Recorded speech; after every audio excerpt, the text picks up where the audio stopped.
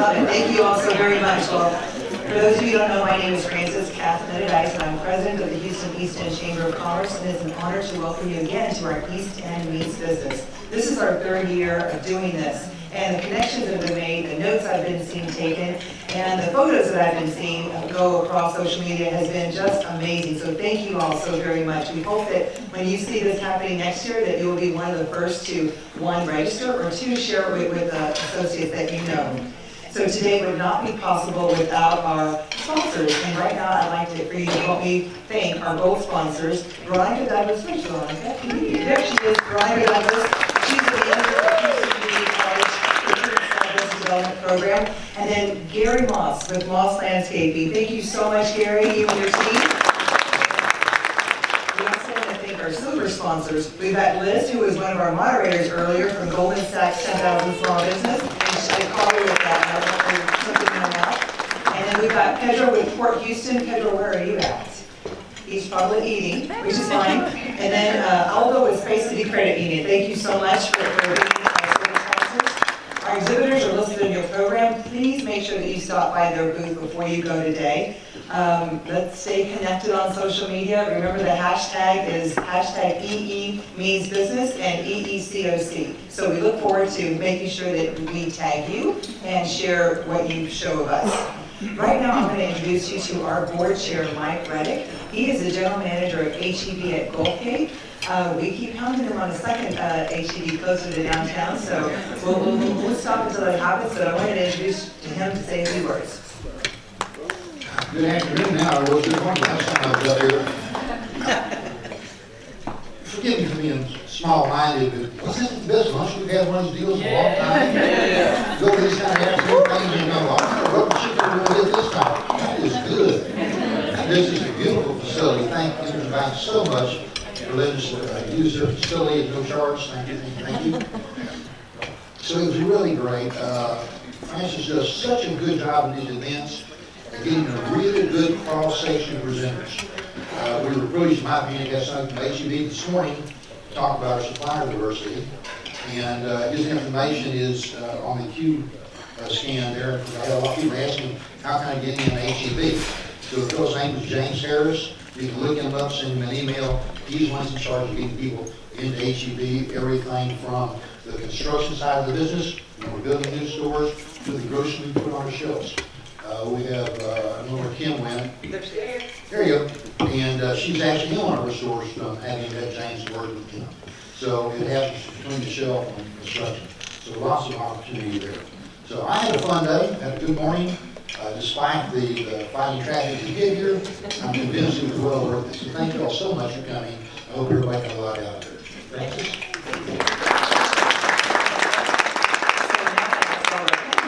Their way to the stage.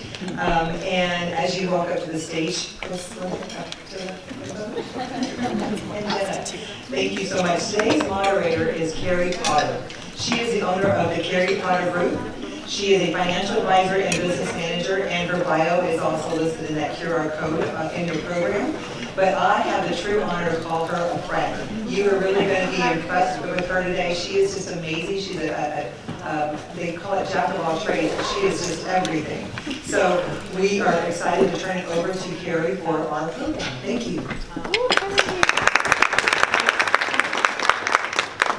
Frances is the friend that everybody needs. She's the best PR agent you will ever have. Thank you for having us today. We're very excited to be part of this Connect and Grow program. And hopefully we have some great advice coming to you from the panelists up here.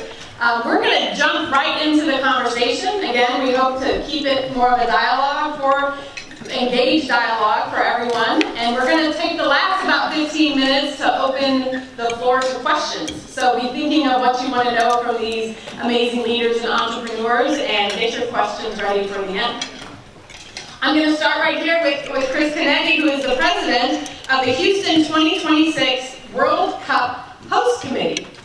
And boy, the last time I introduced you, I had to say bid committee, and so I'm very excited to be able to say host committee. Congratulations.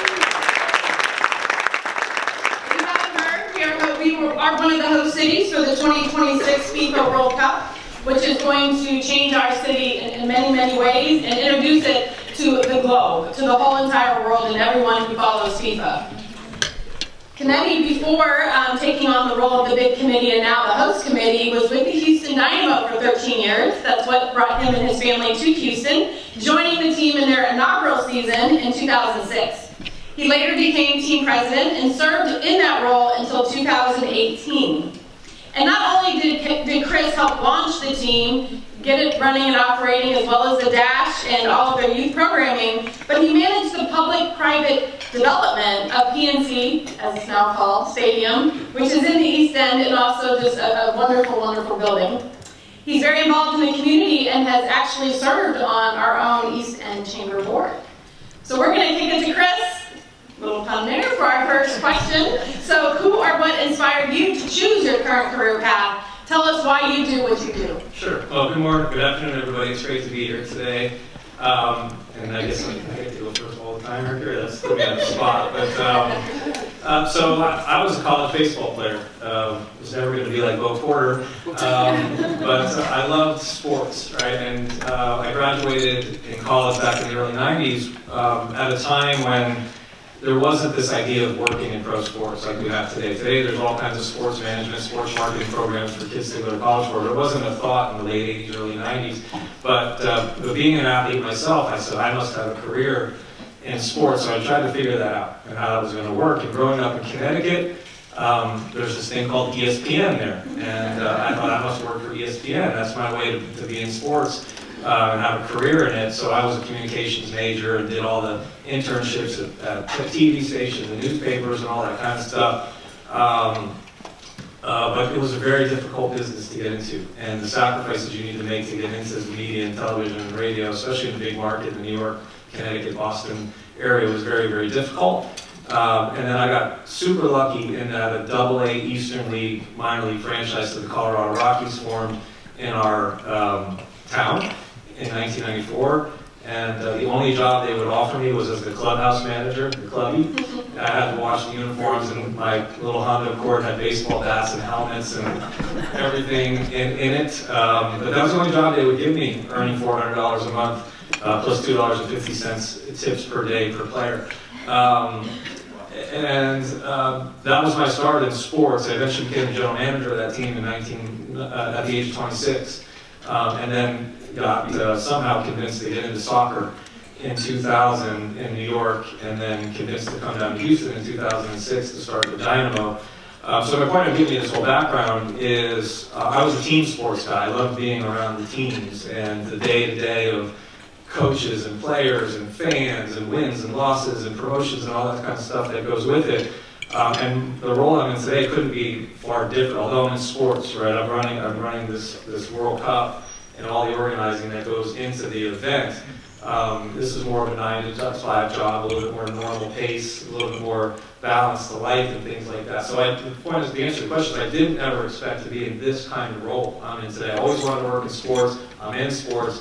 The World Cup is the most popular, prestigious, important sporting event in the world. So I'm very fortunate to be part of that. But definitely it took a couple twists and turns along the way that led me to the point I'm in today. But I often speak to young people and about how to break into this business and stuff. If I had never taken that job, I was really offended, to be honest with you, when they said, "Yeah, you want to go wash jocks and scrub urinals for $400 a month?" And that was all they would give me.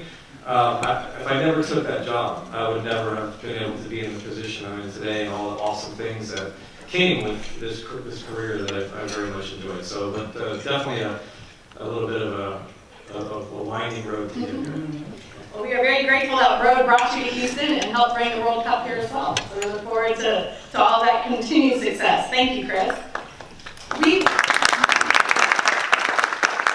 We're going to now hear from Nguyen, who, with her husband Ronnie, owns and operates 3 Roostar locations in Houston, where they serve innovative, bright dishes and bright, exciting spaces that really capture the festive spirit of Vietnamese food trucks.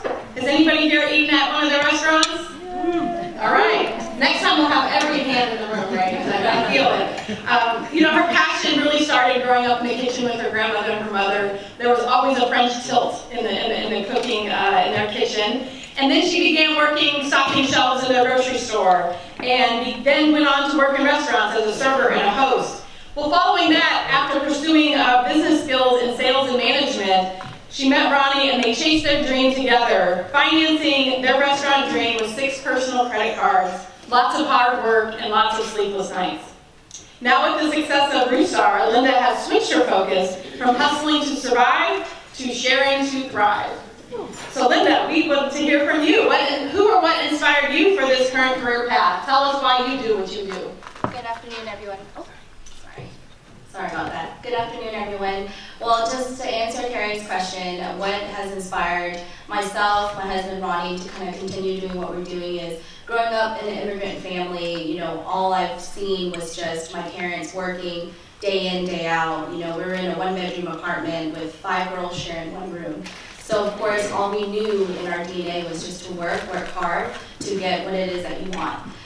So being that a lot of my background is helping my parents run their grocery store when I was at the age of 11, I've always been in front of people. I've always worked the cash register. So doing that now, we love it because I love working with people. We like meeting people. We like building up a team. We like to encourage any people that we meet that train under us, work with us to kind of build themselves as they grow through their school career, their life, just all around everything. So what drives us is just being able to build a business to where we have a group of people that kind of depend on us to uphold, you know, every good habits they need to have to achieve their goals. Kind of being that role model in a lot of the people's lives that I didn't have when I was young. So being that when I was 24 opening up my first restaurant, of course it was very challenging. I had to kind of change myself, my mentality from a worker to a leader, trying to be someone that people can look upon. So fast forward 10 years later, now we're very blessed to have, you know, at 3 restaurants that are successful, we're fully staffed. You know, we have people that have been with us for years and years, and it's just something that we hope to continue building. Great. Thank you, Linda. Our next panelist is Bo Porter, who is an accomplished professional athlete, being a former Major League Baseball player, an executive with Major League Baseball, an entrepreneur, a business developer, a philanthropist. The list can go on and on and on for our Bo. He was drafted by the Cubs in 1993, earning a communications degree the following year from the University of Iowa. He also played and coached for many years in Major League Baseball, including manager of the Houston Astros at the young age of 40, at the time being the youngest manager in Major League Baseball, which brought him here to Houston. Following this, he's also served in several roles with the league, with the Players Association, in broadcast media, and now with the Major League Baseball Commissioner's Office as Director of Coaching Development.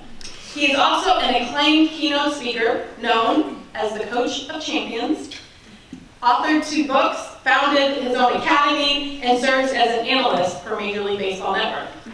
So Francis referred to me as a jack of all trades. I think I have some competition on stage for that title. I'm happy to turn it over to Bo to hear about who or what inspired you to follow this current career path. Why do you do what you do? Well, first of all, good morning, well, good afternoon to everyone, and thank you guys so much for the invitation to join this esteemed panel to discuss just what led us to do what we do each and every day. And I go back to my childhood, and I'll share bits and pieces of it to try to get to the finish line as quickly as possible. I was born and raised in Newark, New Jersey. My mom was a single parent. She had me at 16 years old. I was in a community where drug abuse, drug traffic, gang violence was pretty prevalent. I grew up in Newark, New Jersey. If you're familiar with the East Coast, it's a pretty rough place. So in my community, we didn't have baseball fields. We really didn't have any place to play. So a group of friends, we played at the church parking lot, which was right down the street from my house. So I would hit the ball out of the church parking lot. A man that lived across the street named Mr. Taylor, I would break his windows on several occasions. So Mr. Taylor would walk over, come to my house. He'll say to my mom, Miss Porter, Bo's broke my window again. My mom would say, these kids have no place to play, put me on a payment plan, I'll do the best I can to pay you back. Well, Mr. Taylor was a security officer that worked on the other side of town, where they had Little League Baseball. On his lunch break, he walks down the street, he sees a flyer for Little League tryouts. He grabs the flyer, comes back to my mom, he said, "Ms. Porter, I sit on my porch and I watch these kids play. It's pretty evident to me that Bo is better than most of these kids. Have you ever thought about putting him into Little League Baseball?" So here it is, my mom, single parent, working 3 jobs, trying to make ends meet. She looked at Mr. Taylor. "Mr. Taylor, I'm pretty sure Little League costs something. One, I don't have a car. How's he gonna get this?" So my mom gives him just a long list of reasons why I can't play. Mr. Taylor says, "Well, if I decide to drive him over to the other side of town when he has practice, and I agree to pay the fee, will you let him play?" So he takes down all the barriers. My mom goes, "Yes, if you're gonna do that, obviously he's gonna let him go play." Mr. Taylor takes me over there, I try out, I get selected with the #1 pick by the team that finished in last place the year before. We go on to win the next 3 Southport Little League championships. I get selected to play with Team USA as a 12-year-old. The rest pretty much becomes history. I ended up getting a scholarship to the University of Iowa. But I go back and I tell that story to say this. When people ask me why I do what I do today, everything that we do for ourselves will die with us. Everything we do for other people has a chance to live forever. And what Mr. Taylor did for me back in 1981, it changed the course of my life, because had he not been philanthropic in his, he wasn't a foundation or a nonprofit organization, he just saw this young man that actually needed a bridge. He provided that bridge, and as I sit here today as a former Major League Baseball player, a former Major League Baseball manager, an executive in baseball, what I know for sure, had he not provided that bridge, I wouldn't be sitting here speaking with you all today. Mr. Taylor has since passed. He was fortunate enough to see me play Major League Baseball in Yankee Stadium, which I have to share this point. When Mr. Taylor signed me up, my Little League Baseball coach was a man by the name of Mr. Miller. He actually worked in New York. His job gave him 15 tickets, complimentary tickets, to a Yankee game. He decided he was going to take the 12 kids on his Little League Baseball team. It was that day sitting in Yankee Stadium that I said to myself, I want to be a Major League Baseball player. Now, at that point, I wasn't a bad kid. I really didn't have any direction because I was just growing up in a community where you were pretty much kind of raising yourself. But it gave me direction. And I'm a firm believer with young kids today, the untraveled eye can't see. So a lot of the work that I set out to do for underprivileged, underserved kids is to try to get them out of the space that they're witnessing every day and show them that there are greater things that can be accomplished. So when you look at all of my businesses, it's a business conglomerate, but at the end of the day, every business in which I've set out to start has some common denominator of helping people. So that's my story.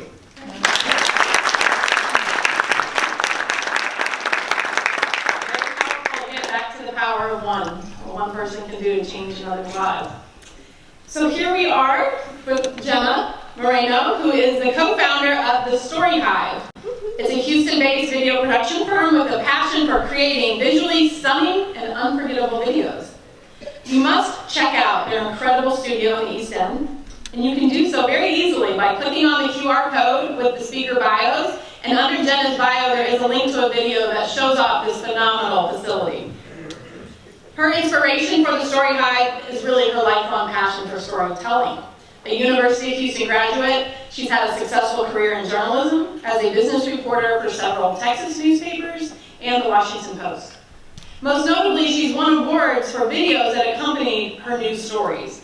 A resident of Eastwood for more than 2 decades, Jena continues to bring the stories of Houstonians to life, and now it's time for us to hear some of her story. So Jena, tell us, who or what inspired you to choose this current career path, and why do you do what you do? Well, like Bo and Chris here, I guess everybody wants a communications degree, so I got a communications degree at U of H, go Cougs.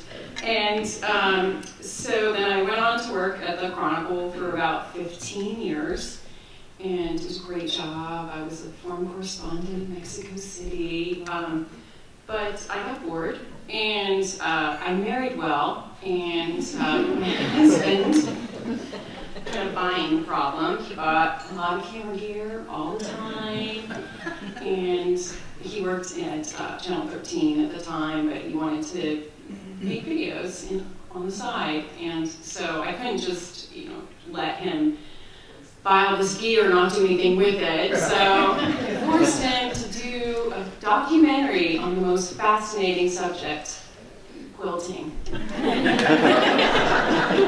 It was competitive quilting, so you know how controversial that quilting world is. So we made a documentary called Stitched, got it into I don't know how many film festivals. I traveled for years promoting it. Totally self-funded. I sold DVDs out of the trunk of my car. But, it did pretty well, and I decided I kind of like that.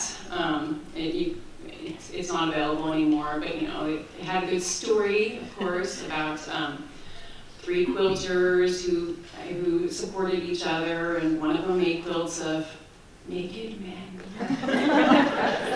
So anyway, we thought, we should keep this up. And then our neighbor also made documentaries, and he also worked in the TV world. So we decided all we're going to do is the 3 of us are going to quit our jobs. At that time, we went on to work in corporate. I was working at BBVA. So we all quit our jobs, and all we were going to do was get some grants and survive off that and make documentaries. Well, our former employers kept calling us, BBVA, Waste Management, Phillips 66, Channel 13, anyway, they just kept calling us and wanting us to make videos. So we did, and now we're about 14 people in the East End on Canal Street, and we also love to give back, so we do things, we kind of force our employees to volunteer. So on Friday we're doing a habitat build. We still need 4 more volunteers. Everybody has time on Friday. But, yeah. That was good. When you bring up quilting, if you don't know about quilting in Houston hosts the largest quilting exhibition in the entire world, and it's a huge revenue boost for our city. So you're right on line with doing good for the community in the quilting world. One common theme between all 4 of our panelists in their opening remarks really focused on people, right? People who inspire them, people who help them, people who gave them an opportunity. So we're gonna switch our thinking a little bit, and I'm going to start with Linda.